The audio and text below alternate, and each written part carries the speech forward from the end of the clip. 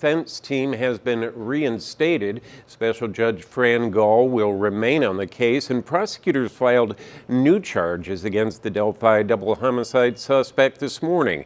News 18's Vinny Martorano has been following all these developments, and he joins us now. Vinny, you actually attended those Supreme Court arguments this morning. Yeah, that's right, Jeff. And like we said just a few moments ago, Allen's original defense team was reinstated. Now, it all started at around 10:30 this morning, just a half an hour after the additional charges were filed. The state Supreme Court heard arguments on a host of issues in the case.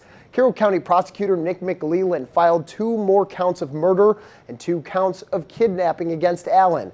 Allen had originally been charged with just 2 counts of murder, and the amending filing says the new charges more, quote, accurately align with the original charging information.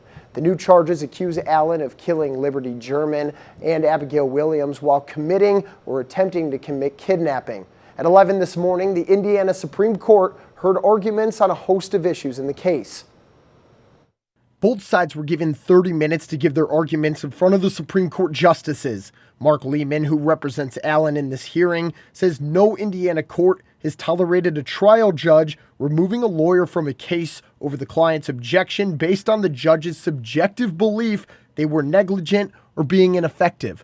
The judge exceeded her jurisdiction and refused to accept Rick Allen's wishes when she had an absolute duty to act upon them, and there's an emergency that exists. Lehman told the court Allen signed a motion for a speedy trial back in August. The original defense team of Brad Rosie and Andrew Baldwin never filed it, which Chief Justice Rush questioned.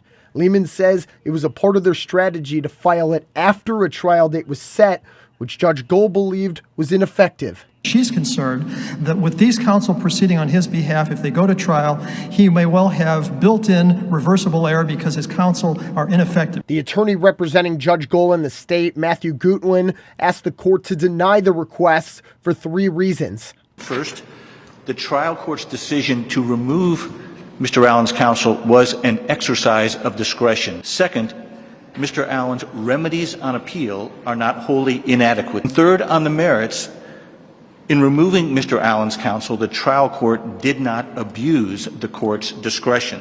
Gutwin says Judge Gall's actions were not overstepping. The United States Supreme Court decision in Wheat, the trial court, in exercising her discretion to remove counsel, does not need to find constitutionally defective counsel. It does not need to require ineffective counsel. Rather, as in Wheat, there just needs to be the possibility. Right now at 3:45 this afternoon, the Indiana Supreme Court issued its ruling. It orders the trial court to reinstate Andrew Baldwin and Brad Rosie as Allen's court-appointed attorneys, but it denied Allen's effort to have his trial start within 70 days and denied his request to remove Special Judge Fran Gall from the case.